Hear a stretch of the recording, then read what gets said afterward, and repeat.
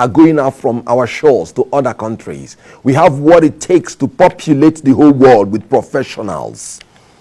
Indians, if you go to United States, if you go to United Kingdom particularly, you will see Asians practicing their medicine. When they were going there the first time, it appeared as if it was brain drain. When they went there, they articulated the medical position of England, learned from them, went back to their country, and they have established one of the best medical facilities in India. So what we're going to do is, my principal, having seen the developmental agenda of all countries, because that's why he travels to all countries, he said, look, I'm going to invest in education through the STEM education: science, technology, engineering, mathematics. When you do that, you build surplus professionals that you can now engage in legal migration. You can now feed the whole world with your intellectuals. So we are going to develop our youths, enhance their human capital to make sure that we can feed the world if they want, with intellectualism and professionalism. So we are not scared of brain drain in Labour Party or in the regime of P2B. He's going to transform it to brain gain. Having said that, let us come into the issue of corruption. One of the 7-point agenda of my principal is restructuring through effective legal and institutional reforms that will aggressively fight corruption, prevent corruption, maintain rule of law, reduce cost of governance, and ensure an honest and efficient civil service in Nigeria by the combined effects of the incompetence of PDP and APC that led us to have a civil service that you cannot do anything without offering money. I can tell you that for free. That is why we say they are transactional. You cannot do anything in Nigeria now without going into the transaction of it. Corruption. My principal could not even accept what is due for him, was not even and has not been taking any pension as a former governor, could not even take any plot of land. When we went to Bini, I was in Oba of Bini's palace, and the Oba looked at him and said, your integrity is going before you.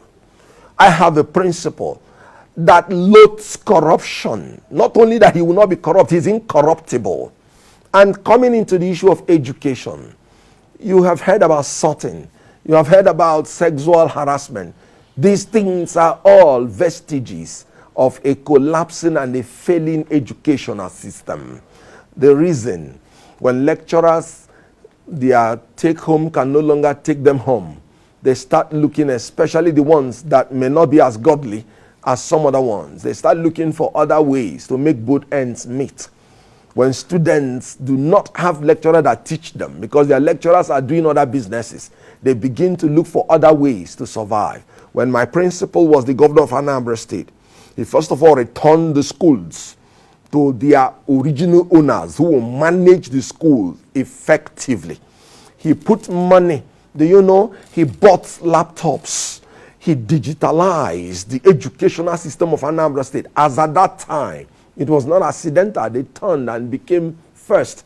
It was not accidental that the university that is in Anambra State today did not join the strike. And when they were asked, they say it was the formula that was built by P2B when he was the governor. So educationally, the corruption is as a result of poverty. It is as a result of not being able to afford what you ought to afford. Talking about the issue of corruption in APC government, one person stealing 109 billion naira, and he's the person that is the custodian of the money. How much will you give education when the person that is the custodian is stealing such amounts? You can see what is going on in budget. They have never budgeted up to 10% in education since their inception. Of course, their leaders are not very good. They are not known to have had certificates. Even the one they have is litigable and pejorable. I don't want to go into the issue of legal because they will accuse me of intimidating them, being a learned gentleman. But what I'm trying to say is that in corruption, APC has failed, PDP has failed. The presidential candidate of PDP was described as the most corrupt person on earth by his own president, written in his own book. Is that the kind of man you would want to come to supervise a corrupt education? I don't want to talk about APC.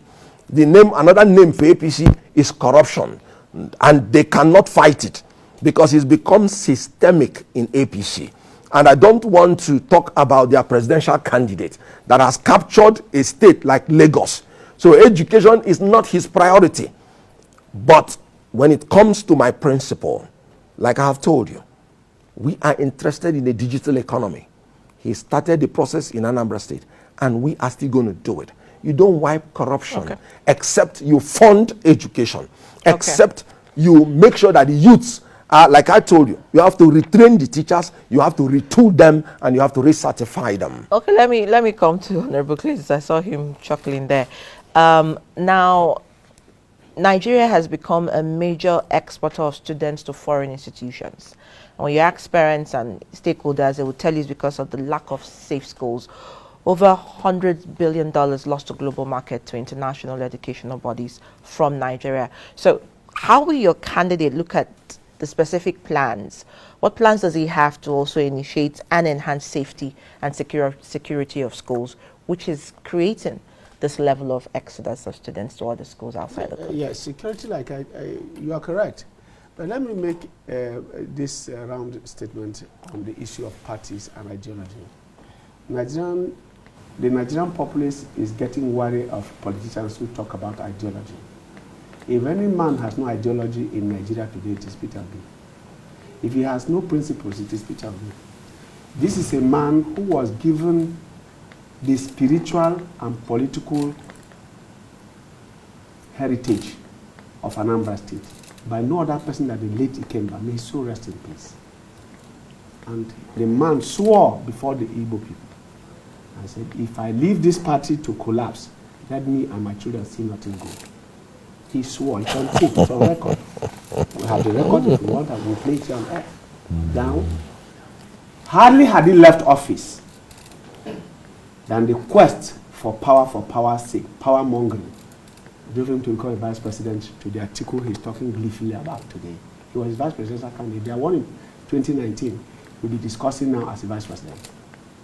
When it was now evident to him that he had no space to contest for presidency, he moved to Labour Party.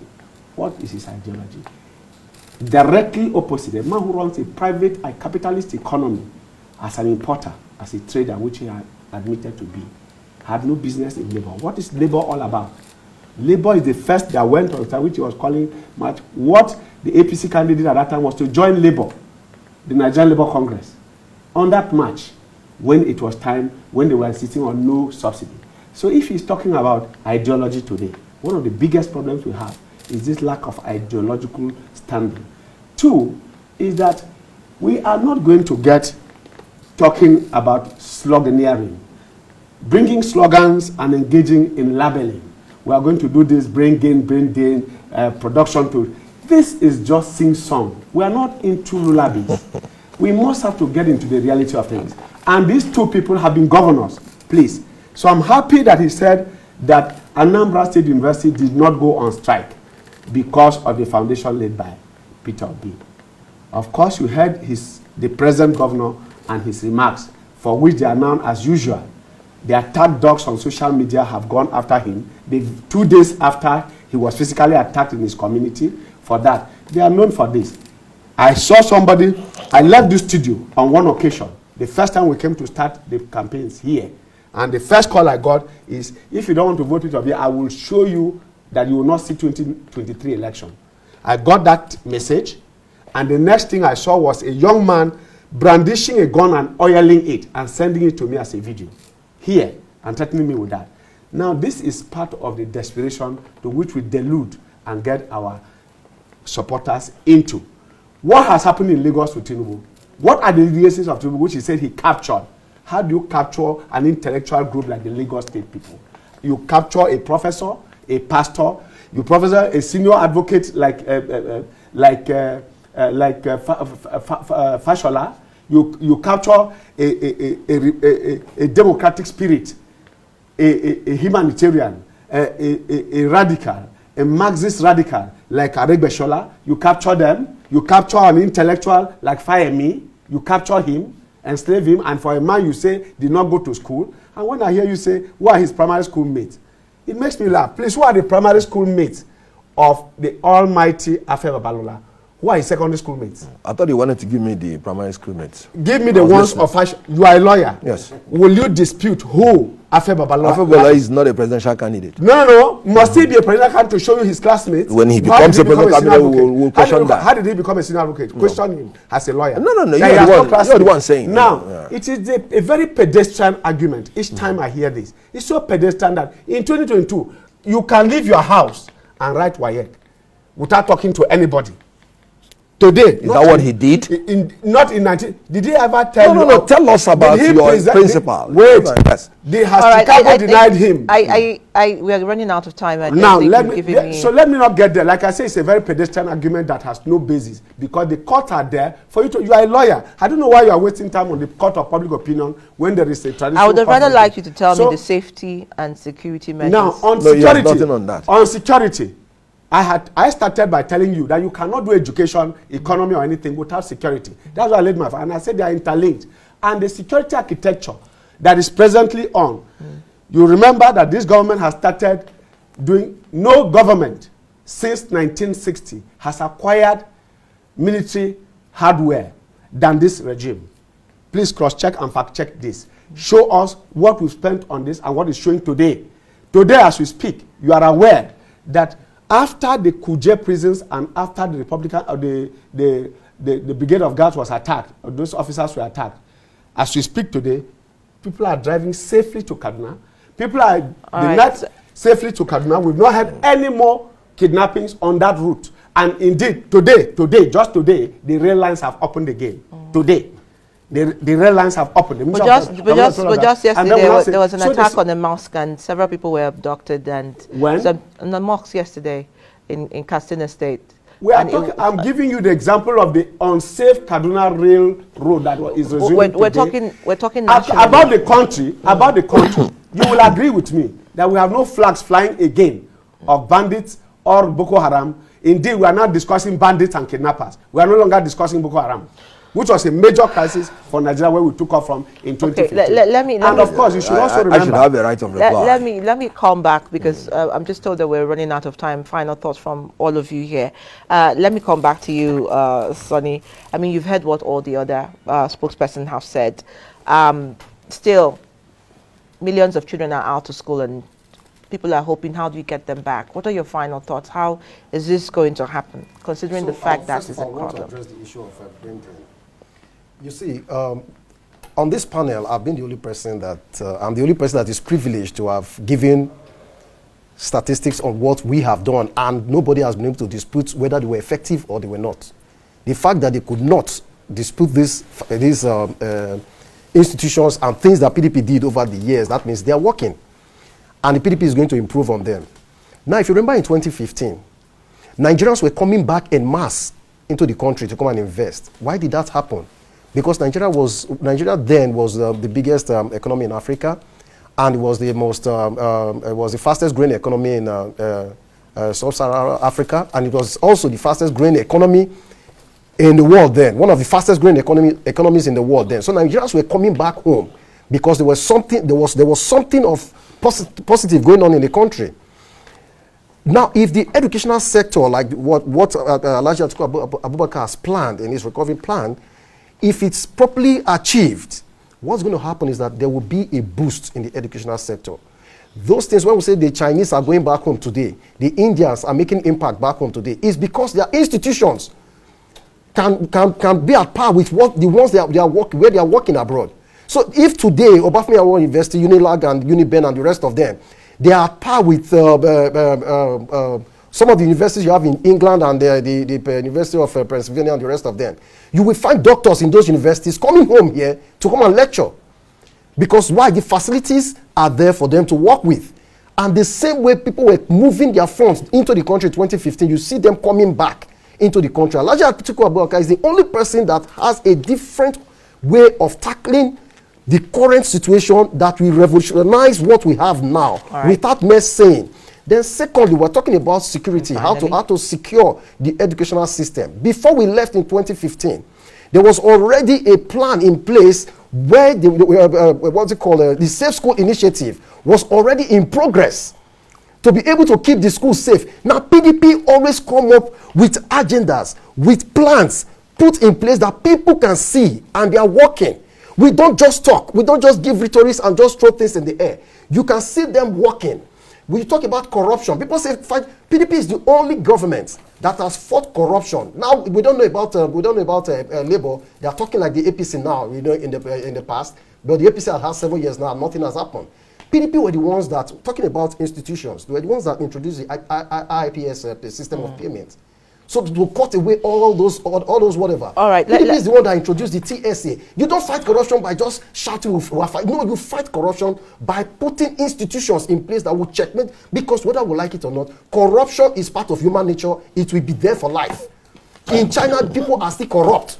So all this talk of trying to woo Nigerians with, corruption, that was what they did in 2015. And Nigerians foolishly followed that corruption slogan, and look at where we are today. Okay. PDP is all about institutions. Let me come institutions in place to checkmate to check corruption, which has always worked, because they're embedded in human nature. Maybe somebody will argue with that, but let me come to your final thoughts, Barrister Kenneth. Right. I'm surprised that my colleague here said it's not going to go personal, but it's understandable because APC has never kept to their promise.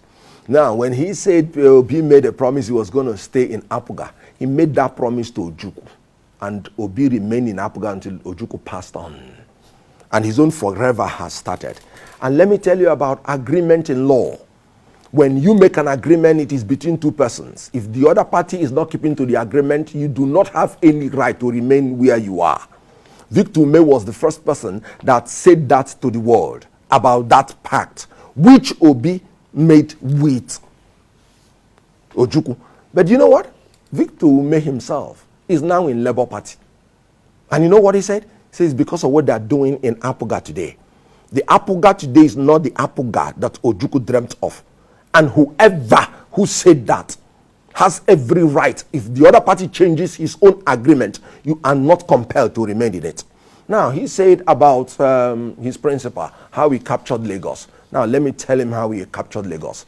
Tinubu has never governed Lagos through the state apparatus. He always creates his own apparatus. Mawa wiped out Alaye boys and retooled them and renamed them good boys and girls of Lagos. Tinubu came in and empowered them the more. What happened to Funsho Williams?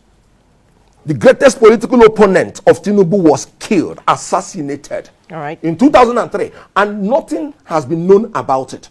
How he captured Lagos. Tinubu said if anybody tells you there will be a change of government, tell the person shut up. Mentioning Funke as Kindele's name in his presence, he will tell you it irritates him. He captured Lagos through intimidation. We will not succumb to the blackmail of intimidators in 2023. How did he capture Lagos? When the National Union of Road Transport Workers suspended the Lagos branch of the union. Yes. What did they do? They created another. You are taking your time. So what I'm trying to tell you is that Tinubu captured Lagos through intimidation. Okay. We are coming to capture Nigeria through inspiration by 2023. Let me quickly say that the PDP were the ones who told us that you can only do election by do or die. PDP is the one that arrested judgments and suspended an appeal court president. I didn't interject. Then they also proceeded to suspend Salami, a president of the Court of Appeal. Never in our history have we gotten those type of things. And if you remember, there was a book called the Civil War Call Election 2003. It was under midwife by PDP. That is on the judiciary and on the political end. So we couldn't have inherited that. Two is that when you talk about Tinubu capture and Funsho Williams, how did the Igwes die? How did the Igwe, a man and a wife, who are criticizing Obi, how did they die? Hold on. Wait a moment. Hold on. Don't interject. I didn't interject. You lied. I'm afraid this is where we have to draw the curtain as the conversation ensues here in the studio. And I've been joined by Honorable Cletus and